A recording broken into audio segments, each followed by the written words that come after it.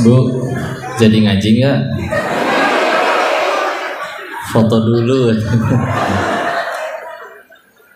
Insyaallah, insyaallah. Kita buka dulu ya. A'udzubillahi minasyaitonirrajim. Bismillahirrahmanirrahim. Rabbishrah li sadri wa yassir li amri wahlul 'uqdatam min lisani yafqahu qawli. Rabbana zidna ilman warzuqna fahman birahmatika ya arhamar rahimin. Subhanaka la ilma lana illa ma 'allamtana innaka antal alimul hakim. Bismillahirrahmanirrahim. Assalamualaikum warahmatullahi wabarakatuh. Alhamdulillahirabbil alamin. Alhamdulillahilladzi khalaqal mauta wal hayata liyabluwakum ayyukum ahsanu amala. Wa huwal azizul ghafur. Segala puji teruntuk hanya kepada Allah, Rabb semesta alam, yang tidak ada kebaikan melainkan seluruhnya pasti dari Allah. Salah satu nikmat yang besar hari ini dikumpulkan di tempat yang baik, dalam kegiatan yang baik, bersama orang-orang yang baik. Insya Allah. Mana senyumnya orang baik? Sedekah senyum teh ya. Ngaji kudu sumringah, semangat ya.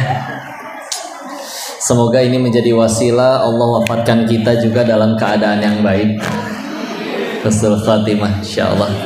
Dan salawat beserta salam semoga selalu tercurah kepada junjungan kita baginda Rasulullah Muhammad sallallahu alaihi wasallam beserta para keluarga dan sahabatnya, dan semoga Allah sanggupkan kita istiqomah mengikuti sunnah-sunnah beliau sampai akhir hayat kita insyaallah. Amin ya rabbal alamin. Alhamdulillah, jazakumullahu khairan katsiran, dan salam ta'zim saya untuk Bapak Kepala Sekolah, para orang tua murid, dewan guru, para asatiz, alim ulama, komite, siap. Orang tua murid berarti ya, komite. Anak-anaknya berarti masih pada SD. Ini komite Mahmud berarti. Mamah muda ya. Alhamdulillah. Ini orang tua murid semua. Masya Allah. Alhamdulillah. Semoga dari kalian terlahirlah generasi yang akan menjadi kejayaan bagi umat ya. Amin ya rabbal alamin. Ini karena kajiannya untuk orang tua, parenting, berarti insya Allah mari kita bahas ke arah sana. Tapi namanya parents itu kan artinya apa? Orang tua ya. Orang tua tuh berarti ada ayah, ada ibu. Cuman tetap aja banyakkan ibu-ibunya ya. Saya berusaha husnuzon. Ini apa satu suami bawa 3 istri atau gimana Pak? Hah? Ada yang amin? Enggak Pak, karena di satu sisi nanti ada peran yang ayah tidak bisa tergantikan, ada juga peran yang ibu tidak bisa tergantikan. Tapi kalau kita pengen bicara 17 komunikasi di dalam Al-Quran ya, bahwa di dalam Al-Quran itu terekam setidaknya ada 17 percakapan antara orang tua dengan anaknya. Ada berapa tadi? 17. Satu itu antara orang tua, dua-duanya ada dengan anaknya, sekali doang ya. Yang 2 itu percakapan ibunya saja dengan anaknya. Sisanya berapa berarti? 1 tadi orang tua dengan anak, 2 ibu dengan anak, berarti sisanya? Enggak, 17 kurang 3 berapa? Waduh, berhitung aja kita. 14 ya. 17 dikurangi 1 dikurangi 2, berarti sisa 14-nya adalah percakapan ayah dengan anaknya. Kata Quran nih, berarti sebetulnya Allah pengennya yang lebih banyak berkomunikasi dengan anaknya adalah jadi sehingga mudah-mudahan nggak ada ayah di sini yang pulang-pulang ngasih duit selesai tanggung jawabnya katanya. Pendidikan langsung kasih ke ibunya. Oh nggak bisa.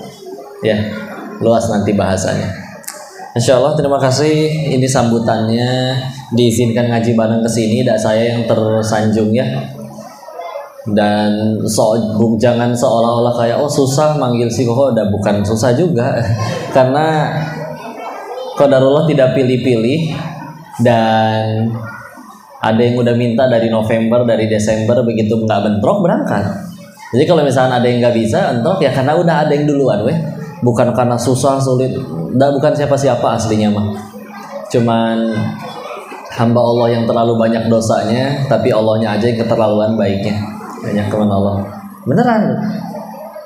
Saya kalau misalnya dibanding-bandingin, coba bentar saya perhatikan dulu wajahnya satu persatu. Sebentar. Kalau dari wajahnya sih di sini nggak ada yang pernah jadi bandar judi ya? Ada yang pernah deh? Ya iyalah nggak pernah.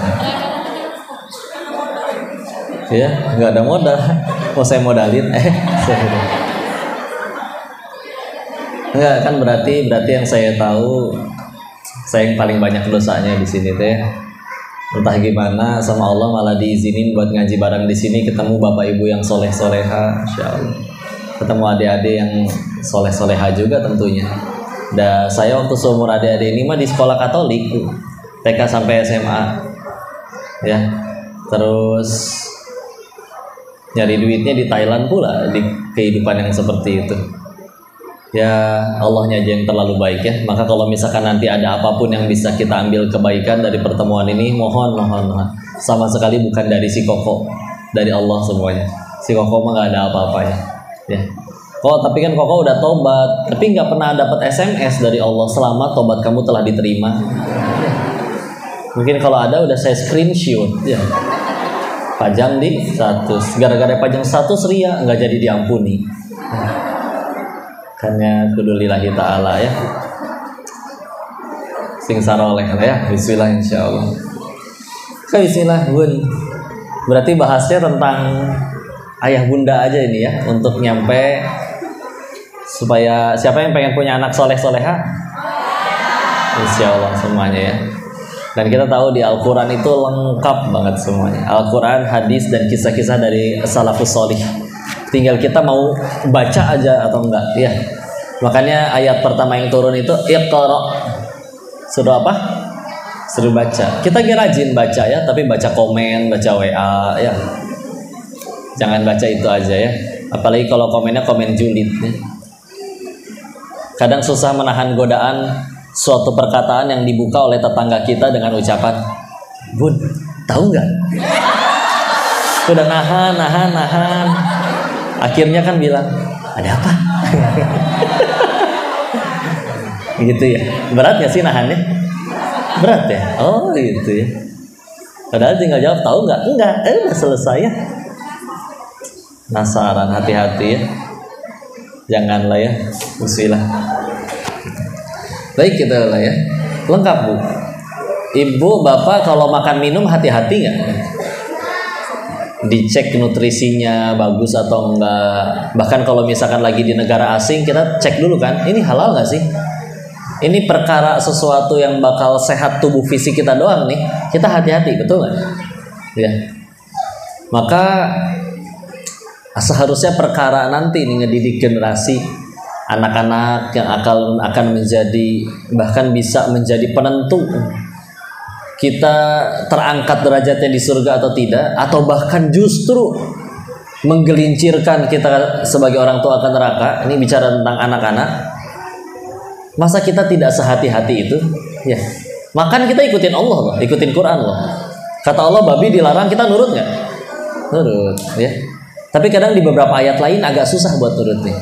Karena kalau kita nggak ngelanggar yang Al-Baqarah 275 misalkan tentang riba, nanti jadi nggak boleh, nggak bisa punya mobil ya. Itu jadi nggak bisa punya motor. Pura-pura nggak tahu deh, nah kan ya. Tapi makanan nggak bisa, babi haram, ya, masya Allah. Maka ternyata ini renungannya ya, bahwa ternyata padahal untuk tadi di generasi lengkap dalam Quran itu, masya Allah. Ya, lengkapnya luar biasa. Dari pelajaran Nabi Ibrahim, padahal di situ di Al-Quran disebutkan ya, abikum millati Ibrahim. Kalau di zikir pagi petang juga, wa abina Ibrahim hanifa millata Ibrahim hanifa. Ikutin tuh agama Ibrahim yang lurus. Abina, abikum, ayah kalian. Ya. Ayah kami, ayah kalian. Tapi kalau kita ngelihat kisah Nabi Ibrahim, kadang yang diambil cuma kayak misalnya mulqawaida minal baiti wa Ismail, mulqawaida minal baiti wa Ismail dari Al-Baqarah 127. Rabbana taqabbal minna innaka antas samiul alim. Oh, lagi ngebangun Ka'bah sama anaknya. Tapi yang kita fokus kadang sama Ka'bahnya aja. Padahal di dalamnya berarti ayahnya itu ngajak anaknya ibadah bareng. Ya. Ada pelajaran di situ juga. Atau misalkan tentang bagaimana cara nanti anak-anak untuk memilih jodoh pernikahan, lengkap. Ya. Bagaimana ibu nanti ketika lagi takut tentang masa depan anaknya, lengkap. Kayak contoh, kita tahu kisahnya Nabi Musa dihanyutkan di sungai sama ibunya kan? Kira-kira Bu, ibu lagi takut akan keselamatan anaknya. Kira-kira ibu pengen meluk anaknya kuat-kuat atau malah dihanyutin di sungai Bu? Jadi salah satu pelajarannya gitu Bu. Karena kadang kalau kita udah terlalu bersandar sama akal kita Bu, yang lebih menurut kita masuk akal, terus ayat Allah menurut kita tidak masuk akal, nggak ketemu. Padahal lihat, gara-gara dianyutin tuh jadinya apa sih? Gara-gara dianyutin. Udah kalau mau dipikir lagi, bayi anyut di sungai segede gitu, sungainya bakal lewat istananya Firaun, ya. Dan nyuruh anak perempuannya untuk kusih, perintahnya singkat banget, ikuti, ya.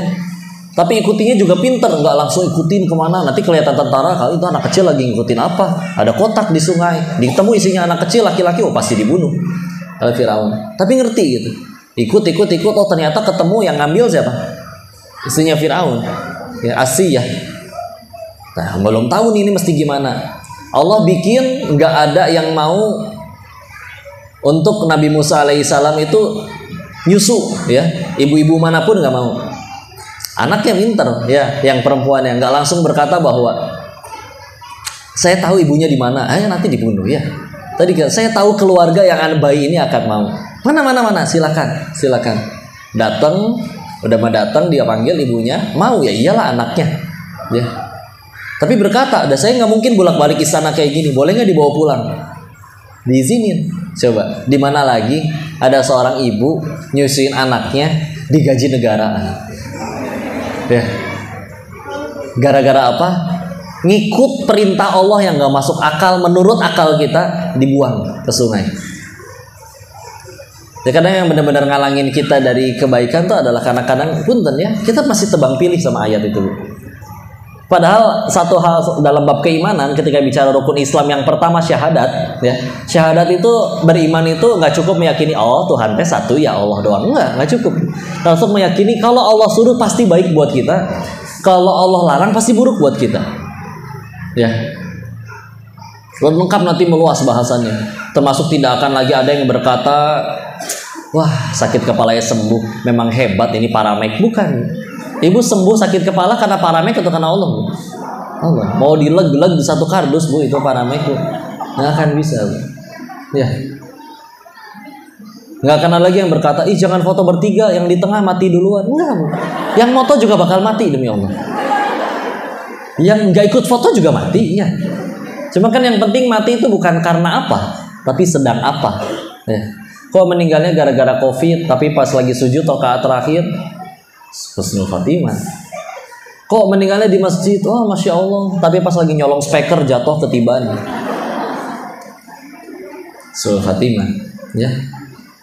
Sampai ingat dulu di Jawa Timur ada anak kecil katanya kesambar petir sambil megang batu. Terus katanya batunya jadi bisa nyembuhin orang. Orang teh datang bawa air di gayung, dicelupin batu anak itu entar ini. Namanya batu ponari, ya.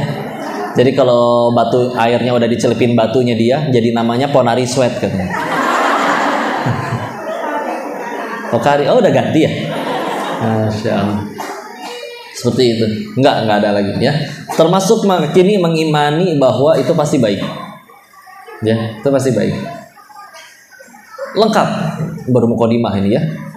Masuk tambahan. Lengkap sampai nanti anak ibu udah mulai gede mau milih jodoh Bu, ada panduannya dalam Al-Qur'an ada. Kayak contoh kisah Nabi Musa. Nabi Musa sampai akhirnya menikah, ada nggak di Al-Quran misalnya? Ada? Minimal udah pernah baca terjemahan Al-Fatihah sampai Anas? Kalau belum PR ya. Benar. Jangan sampai seumur hidup belum pernah minimal baca terjemahan. Karena ini nanti belum ke tafsir ya. Tafsir setipis-tipisnya Jalalain. Ya. Belum ada yang lain, yang Jalalain aja, yang Arabnya aja full itu 2 jilid. Kalau pengen ulama Indonesia dari Buya Hamka Al-Azhar 9 jilid. Ya. Belum lagi Imam Al-Qurtubi atau Bari ya, dan yang lain-lain. Di situ di surat ke-28 Bu, surat Al-Qasas. Ceritain jangan? Ceritain ya. Kan Nabi Musa di situ sedang melarikan diri sebetulnya, gara-gara ada orang Bani Israel sama orang Kipti bertengkar, dipisahin, ngeyel satu, sekali tonjok mati, tuh, kisah itu ya, langsung meninggal tuh yang orang Kiptinya, maka melarikan diri. Disebutkanlah lari dia ke negeri Madian. Nanti para ulama berbeda pendapat, ada yang menyebutkan apa itu di zaman Nabi Syuaib atau bukan. Maka ketika melarikan diri, capek, kan duduk di pohon, bersandar di pohon, ngelihat, oh ada penggembala laki-laki dengan hewan gembalanya. Tapi yang ada yang aneh, ada wanita 2 yang agak menjauh dari laki-laki lain. Pengen gantian, pengen ngambil di situ ada sumur, pengen ngambil air dari situ ganti-gantian. Cuman karena tidak ingin bercampur baur, yang 2 ini agak menjauh dulu. Ketika yang laki-laki udah pulang, semua pengembala laki-laki pulang, barulah yang 2 ini pengen ngambil, tapi sumurnya ditutup pakai batu. Yang batunya itu baru bisa dibuka, digotong, saking beratnya harus dengan beberapa orang laki-laki. Nah, Nabi Musa di situ ngelihat kan, datang digotongin batunya sendirian, diambilin airnya, ditinggalin, udah.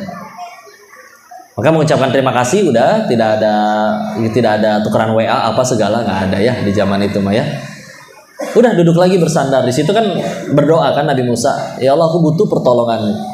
Lalu datang nanti salah satu dari anak dari 2 perempuan itu, satu datang minta untuk supaya ayahku ingin membalas kebaikanmu tadi, ikut gitu.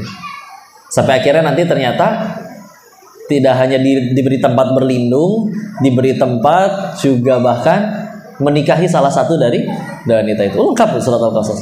Tapi ada yang unik. Di situ si salah satu putrinya berkata, tadinya kan pengen cuma dikasih tempat tinggal sama kerjaan doang, karena ternyata ayahnya sudah tua, masa perempuan-perempuan menggembala, ya. Maka di situ disebutkan bahwa jangan hanya dikasih pekerjaan saja, atau jangan hanya berterima kasih saja. Kalau mau lebih dari itu, kita kasih kerjaan, kita kasih tempat berlindung, karena di situ disebutkan oleh putrinya bahwa dia itu qawi, kuat, dan juga aman, orangnya amanah. Ya, tar dulu pertanyaannya, tahu dari mana ini anak bahwa Nabi Musa itu dia kuat dan juga amanah, orangnya amanah? Ketemu baru tadi pagi kok. Sehingga ini juga ngejelasin ya bahwa untuk sampai nikah tuh gak harus pacaran dulu, udah kelihatan itu Bu. Ya, taunya dari mana kuatnya? Kuat, oke, tadi ya gotong batu sendirian itu jelas kuat, kelihatan secara fisik. Tapi taunya orang yang baru dikenal tadi pagi amanah dari mana? Ya, karena waktu ditunjukin jalan ke tempat ayahnya, kan yang tahu jalan siapa? Si perempuan dong. Maka perempuan yang di depan dong. Cuman masalahnya siang tengah hari bolong, satu laki-laki muda, satu lagi perempuan muda berjalan berduaan dengan perempuannya di depan dengan angin-angin padang pasir, kebayangan, nakal juga tuh lama-lama angin ya. Maka Nabi Musa aku udah disusul, udah mundur ke belakang. Terus gimana, kan nggak tahu jalan. Dan jangan berbicara. Pokoknya kalau saya jalan bakal lurus. Kalau nanti ada belokan kanan, tolong lempar kerikil ke kanan. Kalau nanti harus belok kiri, tolong lempar kerikil ke kiri. Kalau lurus jangan dilempar, nanti kena Nabi Musanya. Ya. Udah jalan sampai gitu ya, ngejaga. Nah dari situ si perempuannya ini berkata, ini dia kuat dan amanah. Bisa kan ngelihat kan? Jadi nggak usah pacaran kan? Ya. Jadi kalau misalkan Masya Allah, ya begitu Masya Allah, begitu ngelihat ada orang yang laki-laki dia menjaga dirinya dari wanitanya, dari perempuan, ya maka seharusnya bismillah, itu calon mantu tuh, idaman tuh. Kalau sekarang malah justru anaknya udah dibawa kemana-mana baru dibilang idaman, gara-gara dibawa kemana-mananya pakai mobil bagus, kan enggak? Kan padahal anak kita mencari pasangan yang menggandeng tangannya ke surganya Allah, bukan menggandeng tangannya ke showroom mobil ya. Udah ya, kayak insya Allah. Oh, udah tenang ya. Ini baru mukadimah nih. Kita balik lagi ya. Ya istilah insya Allah. Jadi begitu ya. Lengkap bu. Di dalam Islam itu. Kalau kita apalagi mau dikulik, mau dibaca itu sekian banyak pelajaran. Ya. Karena terlalu banyak teladan. Tapi mari insya Allah kita bahas bagaimana terkait cita-cita kita tadi untuk supaya anak-anak kita ini menjadi pahala jariah kita yang insya Allah jadi kebaikan. Maka kadang orang tua berpikirnya, oh masukin aja ke sekolah yang baik, ketemu sama kiainya, Pak tolong titip anak saya pulang-pulang jadi soleh ya, gitu. Wah kalau bisa gitu enak sekali bu. Padahal kiainya ngasuh 1000 anak gitu, ya. Sehingga akhirnya kita mikir, apakah zaman sekarang pergaulan di zaman sekarang itu baik-baik saja? Menurut kita tidak ya. Kemarin ada Citayam Fashion Week ya. Laki-laki jadi perempuan, perempuan jadi laki-laki dan dijadikan festival dan orang bangga mengikutinya. Apakah baik-baik saja? Walaupun kalau misalkan udah pernah tinggal di Thailand itu nggak ada apa-apanya sih. Ya, di Thailand lebih ngaco lagi. Setengah laki, setengah perempuan ya. Cuman di Thailand saya ngerasain namanya ditembak sama cowok tuh gitu. Kebayang lu, laki gede gitu ya. Berkata mau gak jadi pacar saya, pengen nonjok gedean dia ya, yak pen mai gitu ya, bahasa Thailandnya begitu, sikat-sikat bahasa Thailand. Yak itu pengen, pen itu menjadi, fan tuh pacar, mai enggak, yak pen mai au tuh nggak mau ya. Tapi ya begitu ya, karena di sana biasa aja ya, gedenya berigidik mikirinnya juga ya. Tapi udah biasa di situ mah. Di sini kayak masih kagok-kagok ya, masih sembunyi-sembunyi. Ya. Karena mereka mah lady boy itu kita nggak usah ragu. Kalau kita takut dia laki atau perempuan, tanya aja. Kamu cewek apa cowok? Puying, pucai. Puying perempuan, pucai itu laki-laki. Ya. Tadi dia bahas, kalau dia jawabnya katei, kalau katei itu artinya banci. Ya. Katei. Kudu gitu nadanya, katei gitu ya. Karena nggak usah ditanya juga. Mereka di sana komunikasi paling utama pakai line. Tahu line? Ya, kalau di sini kan pakai WA ya. Di sana line. Kan di line suka ada di WA juga bisa sih, ada statusnya gitu ya, yang tulisan. Ya, kadang ada apa ditulis di situ sama mereka I am lady boy tanpa ragu di sana. Biasa aja. Karena bagi mereka itu bukan aib dan bahkan bangga mereka. Ya, itulah kalau hidup tanpa syariat ya. Karena kan bagi mereka yang penting hidup itu berbuat baik saja. Maka selagi saya berbuat baik, mau saya ganti setengah tubuh saya jadi perempuan kek, ya saya yang penting tetap berbuat baik. Ya, sampai pernah ngelihat ada yang berantem di BTS, bukan BTS boyband ya. Jadi di Thailand itu di Bangkok itu ada kereta yang di kereta gantung tuh di jalan raya yang di jalan tol yang di atas. Tapi bukan jalan tol, tapi kereta.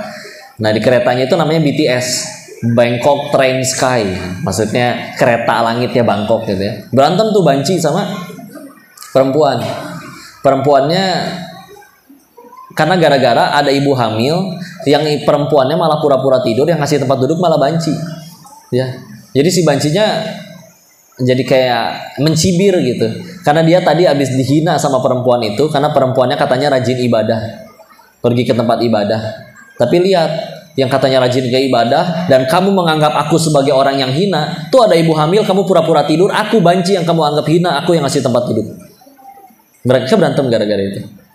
Tapi maksudnya ketika manusia terus-menerus berbuat baik, bahkan kalau bicara semua agama ngajarin kebaikan gak kok? Betul, ngajarin kebaikan mah iya. Tapi Islam menangnya apa? Islam tuh punya syariat. Sehingga jadi panduan. Karena kalau misalkan nggak ada syariat kayak gitu, laki jadi perempuan kayak bodo amat. Yang penting berbuat baik kan. Judi bagi mereka bukan dosa, Bu.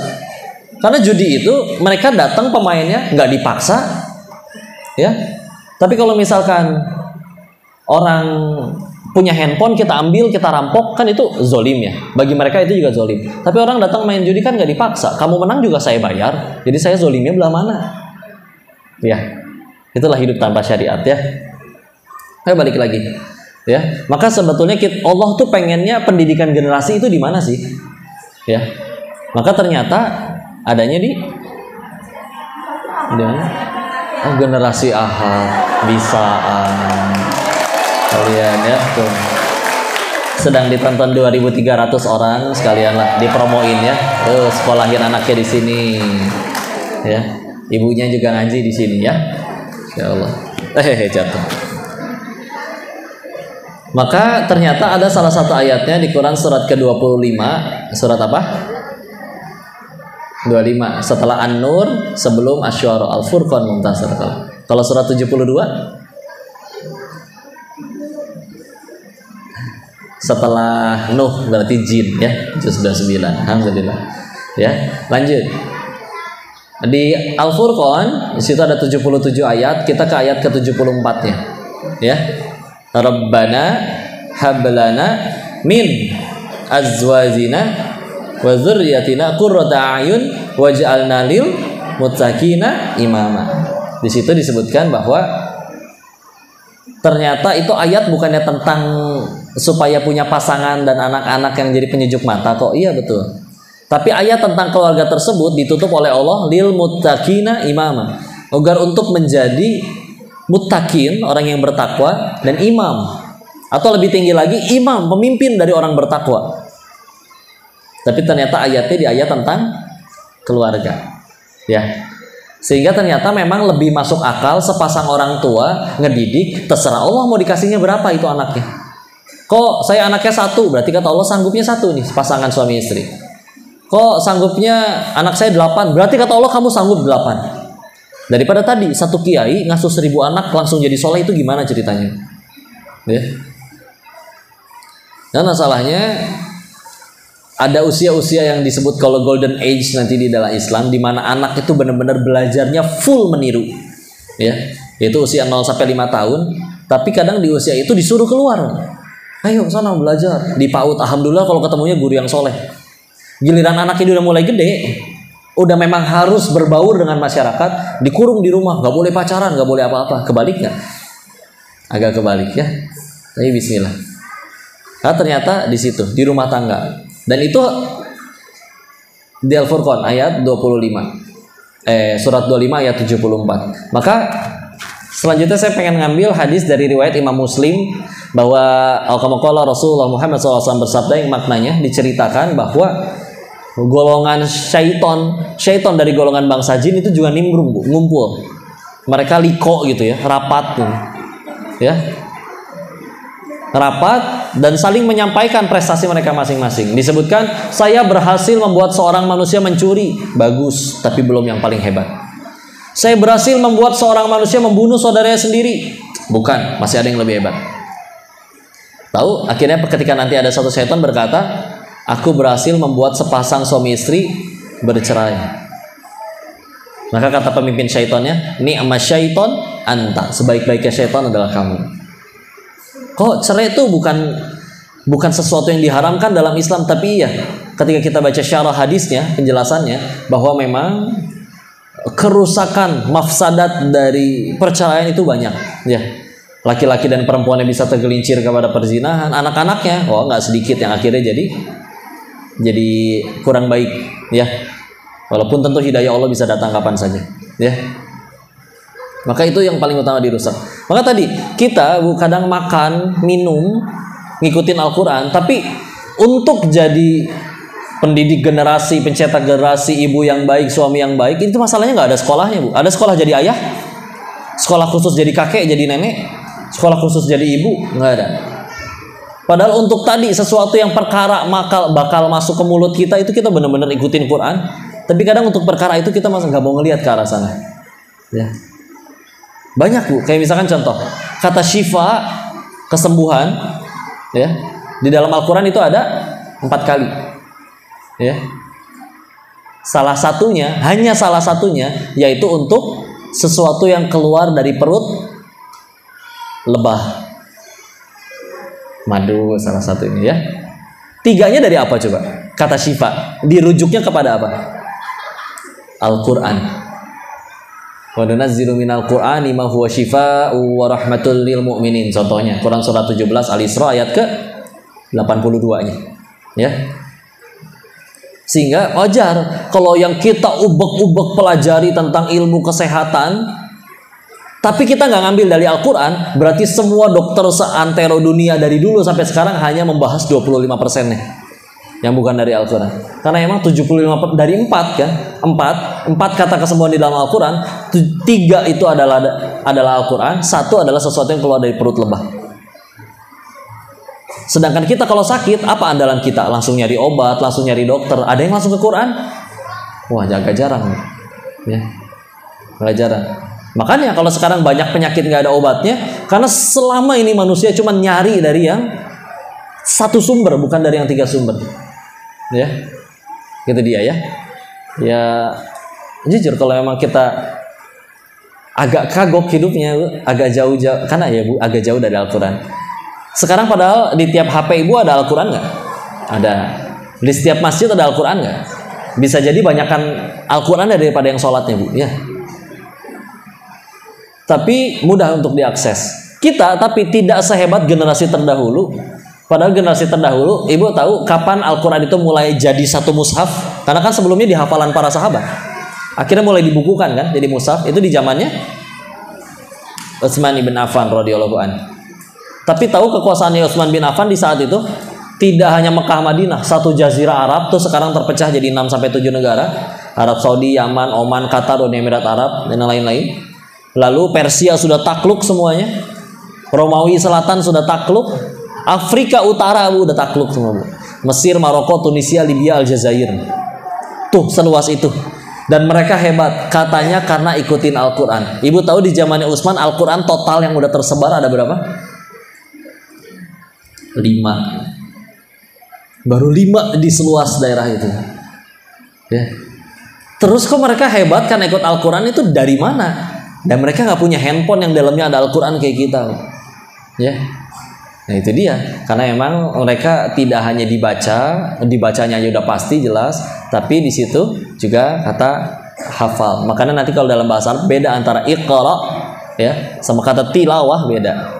Kalau peritanya baca jadi utslu. Nah itu jadi dibaca. Nah baca kalau misalkan kata yang kayak misalkan di Al-Ankabut surat 29 ayat 45 ya, di kanan bawah tuh pas pergantian juz, kedepannya pakai utslu, baca, suruh baca. Tapi kalau utslu itu tilawah itu adalah baca yang berikut menghafal. Ya. Karena emang kalau kita bicaranya ngapal mah sekarang banyak menghafal. Tapi sekarang yang penting hafal dulu. Arti belakangan ngamalin apalagi. Ya. Kalau dulu mereka memang hafal, tidak mau melanjutkan ke ayat selanjutnya sebelum selesai mengamalkan ayat tersebut. Beda ya, segitu nancepnya jadinya. Padahal di situ Al-Quran sekali lagi baru 5. Ada riwayat yang lain menyebutkan 6. Tapi yang jelas tidak sebanyak sekarang. Nah, insya Allah di rumah kita mah sampai ada yang berdebu Bu, karena saking banyaknya Al-Quran. Tiap kali acara dikasihnya Quran lagi ya. Acara kelulusan apa dikasihnya Al-Quran lagi ya. Bagus alhamdulillah ya. Salah satu kenikmatan dan kemudahan. Sebentar. Baik. Maka Masya Allah, itu dia yang mesti kita renungkan ya. Mana saya lagi? Ternyata Allah pengennya di keluarga. Dan ketika sudah bicara tentang ke arah sana, maka kita mulai bahwa kalau dirangkumkan ya, rumus pendidikan di dalam Islam itu, baik itu misalkan orang tua ke murid, ke anak-anak, atau misalkan guru ke murid, bisa disimpulkan pilar utamanya hanya ada 2, yaitu 1 doa, 2 keteladanan. Ulangi, 1 apa? Doa, 2 keteladanan. Ya, kita bahas satu-satu pelan-pelan ya. Kita bicara doa nih. Ambil contohnya misalkan Imam Asy-Syafi'i rahimahullah misalkan. Imam Asy-Syafi'i ini murid-muridnya sukses, anaknya juga pada soleh. Salah satu alasannya memang beliau itu kalau bangun tahajud, dan jelas bangun tahajudnya nggak mungkin jarang, pasti sering, tidak mungkin hanya pas mabit di Ramadan doang ya. Pasti rutin beliau mah. Dan ketika beliau bangun tahajud, yang didoakan bukan dirinya, tapi murid-muridnya dan anak-anaknya. Ya. Nanti biasanya akan ada pertanyaan muncul. Kok kan seumur hidup nggak tahajud nggak dosa? Seumur hidup nggak tahajud dosa nggak Bu? Enggak, karena memang hukumnya sunnah ya. Di situ disebutkan nafilah tambahan. Wa minal laili fatahajjad bihi nafilah sebagai tambahan. Ya. Al-Isra ayat 79. Masya Allah. Dari situ kita lihat bahwa mari kita bedakan apa bedanya Nabi sama Rasul. Nabi itu apa Nabi? Dapat wahyu dari Allah, tapi tidak diperintahkan menyampaikan kepada umat. Kalau Rasul dapat wahyu dari Allah dan diperintahkan menyampaikan kepada, ya seperti itu. Maka ketika ayat pertama turun, Iqra bismi rabbikal ladzi khalaq 1-5, itu Muhammad SAW diangkat jadi Nabi atau Rasul? Nabi ternyata, ya. Kenapa? Karena di ayat 1-5 itu itu wahyu, tapi belum ada perintah untuk berdakwah di situ. Kok kapan turun perintah berdakwahnya? Nanti tidak lama kemudian setelah beliau pulang turun surat ke-74. Surat apa? Muddatsir, Mumtaz, surat Allah. Ayat 1-7. Ya. A'udzu billahi minasyaitonir rajim. Bismillahirrahmanirrahim. Ya ayyuhal muddatsir qum fa'anzir wa rabbaka fakabbir wa thiyabaka fatahhir war rujza fahjur wa la tamnun tastakthir wa li rabbika fasbir. 7. Ayat keduanya, qum, bangkit, fa'anzir, dan berikan peringatan. Nah, turun perintahnya. Ya, itu diangkat menjadi Rasul. Tapi terus kenapa emang kok sebelum Mudatsir turun dulu surat 73-nya sebelumnya. Surat Al-Muzammil, ya. Bismillahirrahmanirrahim. Ya ayyuhal muzammil qumil laila illa qalila nisfahu aw yanqus minhu qalila aw zid 'alaihi wa rattilil qur'ana tartila. Ayat keduanya sama, disuruh kum, bangkit. Tapi dari apa? Min laila, dari malam hari. Illa qalila, kecuali cuman sedikit. Jadi disuruh bangun buat tengah malam. Dan tentu bukan untuk ngeronda dong. Ya. Bangunnya kapan? Nisfahu, setengahnya. Awin kusminhu qalila, atau kurangi sedikit, sepertiga malam. Mana kadang ya kita bicara pengen jadi hebat dengan ikutin Nabi kok. Tapi kadang kita sebegitu jauhnya, Bu. Nabi tengah malam udah bangun, kita tengah malam masih bangun. Ya. Liga Champion kok bola. Oh iya. Dosa nggak sih kok? Enggak sih, dosa mah enggak. Cuman kita semubazir itu, ya. Karena seberkah-berkahnya manusia ya beliau. Ya. Karena gini, Bu, kalau Al-Qur'an udah nggak bahas sesuatu pasti penting. Kayak contoh, di Al-Qur'an ngajarin nggak tata cara bikin sayur asem? Nggak ada ya? Nggak ada. Meskipun kita belum pernah baca terjemahan dari Al-Fatihah sampai Anas, yakin nggak ada, Bu? Yakin ya, nggak ada. Gimana ya cara bikin sayur asem ada di Al-Quran? Maka punten para ahlul sayur asem, ya. Kalau misalkan di antara kalian ada yang nggak bisa bikin sayur asem sampai wafatnya, masih punya peluang besar ke surga. Betul, karena bukan itu syaratnya ya. Tapi bicara bangun tidur diatur, Bu, sama Al-Quran. Ya, Nabi sudah diminta bangun. Ya. Dan itu ingat, itu adalah perintah yang turun sebelum Nabi berdakwah. Ya. Dengan beban dakwah sebesar itu, mengajarkan tauhid ke satu dunia, di seburuk-buruknya tempat, di sekeliling Ka'bah ada minimal 360 patung berhala. Waktu pertama kali berdakwah yang percaya cuman istrinya, sahabatnya, sama anak kecil 2 orang. Bisa tahu-tahu selesai 23 tahun jadi sehebat itu Islam. Ya. Pakai apa ngajarinnya? Pakai apa berdakwahnya? Nah, Nabi sebelum minta berdakwah, itu bahkan sebelum Isra Mi'raj loh. Sebelum yang 5 waktu turun, Nabi diperintah untuk tahajud dulu. Ya. Masya Allah. Yuk, berarti salah satu caranya, kok kita bicara pengen, tadi betul, bicara seumur hidup nggak tahajud memang nggak dosa. Tapi kalau kita bicara pengen, yuk punya generasi Bismillah yang mudah-mudahan jadi baik buat kita, pahala jarah bagi kita. Oh, tahajud mah udah jadi barang wajib, Bu, kalau bisa, Bu. Ya, dirutinin. Ini mumpung Ramadan nih, Bu. Kan sayang kalau cuman bangun makan sahur doang. Sempetin lah 2 rakaat misal ya. Nanti kalau pengen tambah mah enggak, silakan. Ya.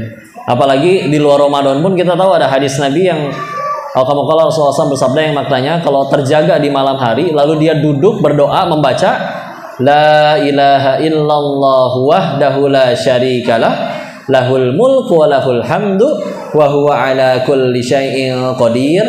Lalu dilanjutkan, kalau yang ini alhamdulillahnya dulu.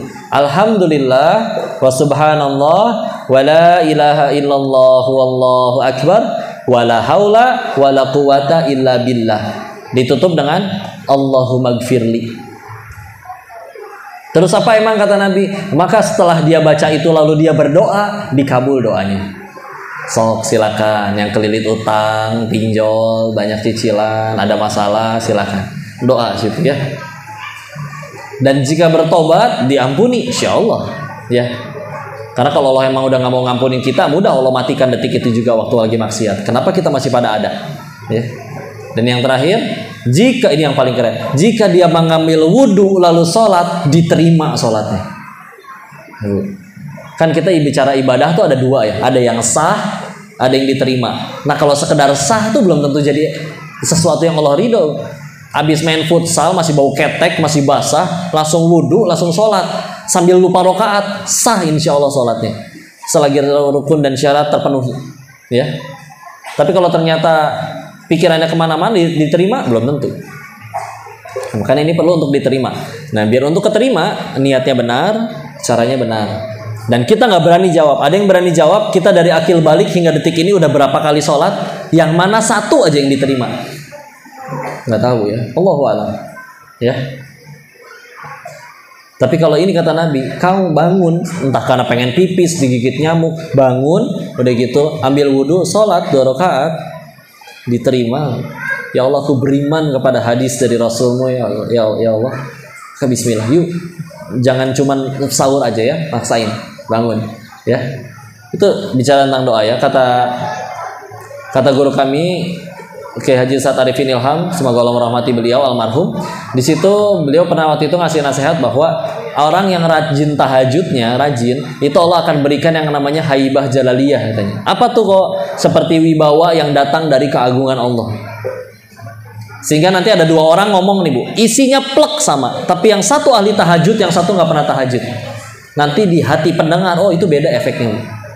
Kok saya lebih pengen ngedengerin yang dia ya? Dulu saya udah denger nih nasihat ini nih dari orang yang lain, tapi kok waktu itu nggak pengen ngamalin, sekarang jadi pengen ngamalin ya kalau yang ngomong dia. Beda ya. Yuk kita tahajud. Selanjutnya yang kedua adalah keteladanan. Tadi kita udah bahas bahwa ada kata imamah di Al-Furqan ayat 74. Lil muttaqina imamah. Imam di situ memang disebutkan sebagai pemimpin ya. Kenapa Bu? Oh enggak ya. Nah sebagai pemimpin. Maka tapi kata guru bahasa Arab saya dulu, kata imam itu betul artinya pemimpin, tapi dia punya satu akar kata dengan yang artinya pola. Tahu pola? Kayak kalau ngejahit udah ada polanya tuh, tinggal diikutin, kan enak ya. Kebayang kalau ngejahit nggak dikasih tahu apa-apa, ini potong ke atas berapa senti, ke kanan berapa senti, bingung ya. Tapi kalau udah ada polanya, kan gampang ya.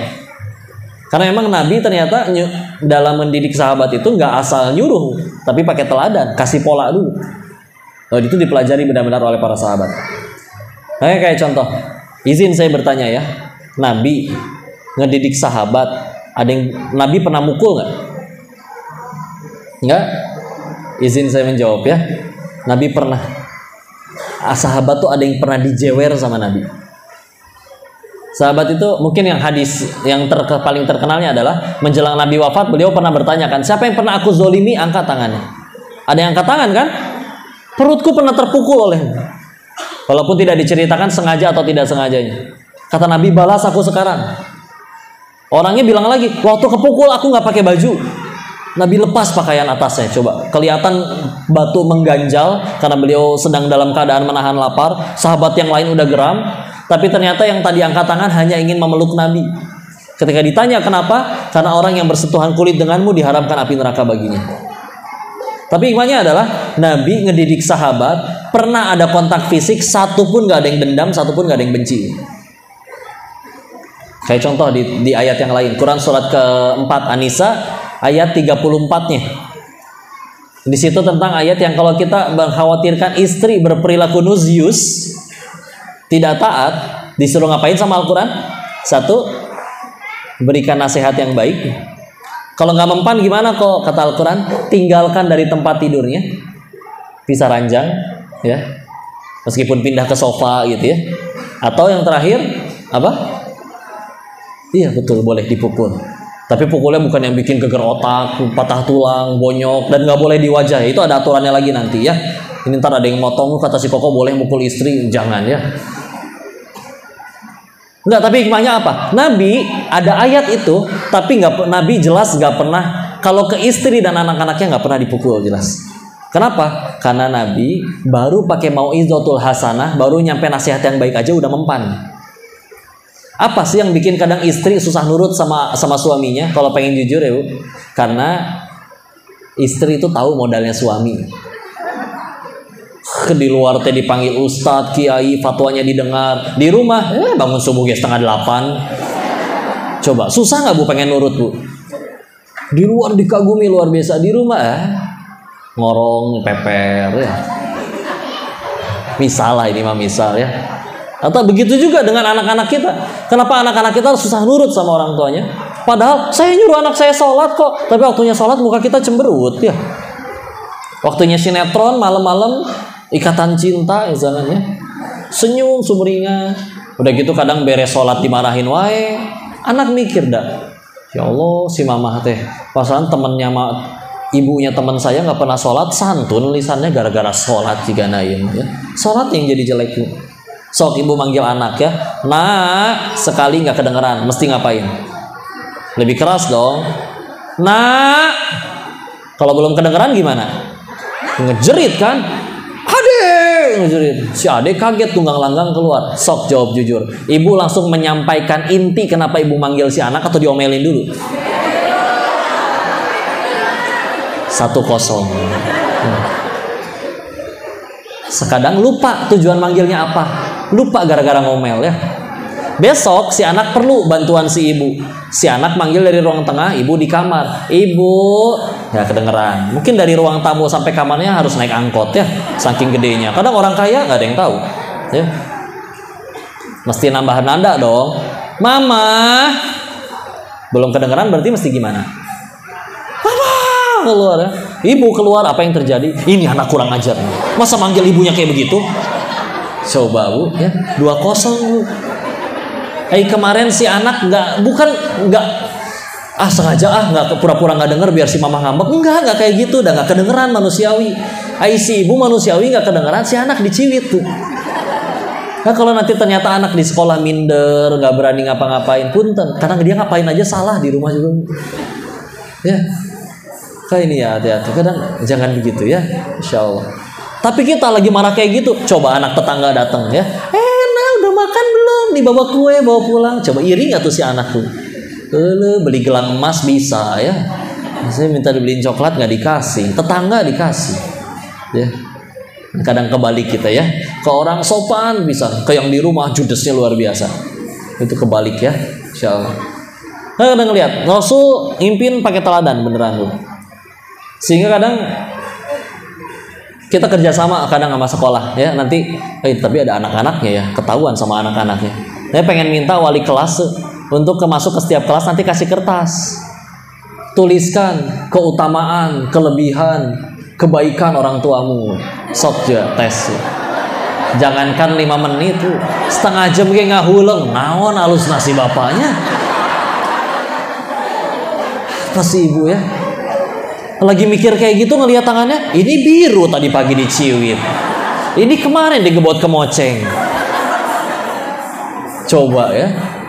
Dan nanti gurunya pas bagi rapot boleh tuh, Bu, kemarin kami tanya ke anak-anak, kesan-kesan pesan mendalam apa sih di hati anak-anak dari kalian? Oh boleh. Ini pengen lihat kertasnya Bu. Iya silakan, dikasih lihat. Loh kok kertasnya kosong? Ya begitulah, Anda tidak meninggalkan kesan sama sekali bagi anak Anda ya. Pulang ngasih duit udah tidur. Nah, ya jangan gitu ya. Banyak contoh. Pernah ada seorang cerita ke guru kami, dia cerita bahwa anaknya pacaran, padahal dilarang oleh ibunya. Ternyata ditanya oleh guru kami, emang bagaimana hubungan si anak perempuanmu dengan bapaknya? Iya, lagi ngambekan, genjatan senjata. Waduh, di rumah diam-diaman. Diminta, silakan ayahnya, yuk berhati besar, mau minta maaf duluan, baikan sama anaknya. Bulan depan ibunya nelpon lagi, putus tuh sama anaknya. Si anaknya mutusin pacarnya, ya. Nah, kadang kalau misalkan anak perempuan apalagi ya yang harusnya dekat sama sosok ayahnya karena tadi 14 percakapan itu dengan ayahnya, nggak dapat, ayahnya ambekan dieman wae, itu caper ke laki-laki lain, ya udah fitrahnya itu mah, ya. Maka Masya Allah kita naon main gendang, ya. Apa ya, tapi gitulah ya, pakai teladan istilah. Karena nanti ini dua pilar utama, doanya dapat, teladannya dapat. Bismillah insya Allah. Nanti teknis lebih mudah. Kayak lihat anak kecil bu, kita ambil handphonenya pas lagi dia nonton YouTube Cocomelon, ngambek nggak? Ya, ngambek. Tapi kalau misalkan ternyata si anak ini ngefans sama artis K-pop misalkan, artisnya datang dari Korea karena dia orang Korea. Iya betul ya. Ya datang ke Bogor ngambil handphone si anak, ngambek nggak si anak bu? Handphonenya diambil sama idolanya? Enggak, karena yang ngambil idolanya. Inilah Islam tuh jadi rahmatil alamin karena kita dilarang soleh sendiri. Sholat mah baca Quran mah tapi jadi orang tua yang jadi layak diteladani dan dikagumi oleh anak-anak. Ya. Kok nggak ada waktu untuk berkarya? Bohong. Sehari megang handphone tuh berapa kali? Pernah baca survei sehari itu 313 kali bu manusia bu cek handphone. Meskipun kadang cuma turun dari motor ngecek 2 detik doang. Oh nggak ada WA, kantongin lagi. Ada lagi biasanya dari grup doang kan. Dan total ada yang lebih ada yang kurang. Rata-rata sehari itu megang handphone 5 jam. Coba 2 jam aja dipakai buat baca kitab, dengar kajian, bismillah insyaallah. Kadang kan scroll IG, TikTok, lucu, udah lewat lagi, lucu lagi, udah tahu-tahu maghrib. 2 jam hanya berlalu dengan canda tawa ya.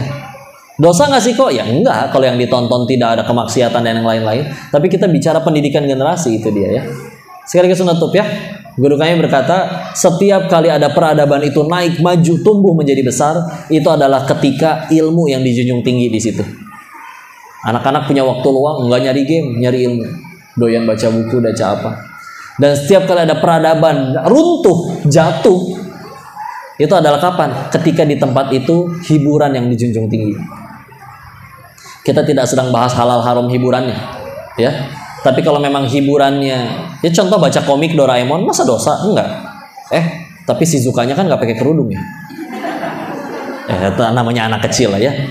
Maka nggak jadi dosa. Tapi kalau memang untuk bicara pendidikan generasi, ilmu itu memang, ya. Maka bismillah, semoga kita bisa menjadi keluarga yang Allah dekatkan kepada ilmu, Allah berikan cahaya ilmu sehingga bismillah.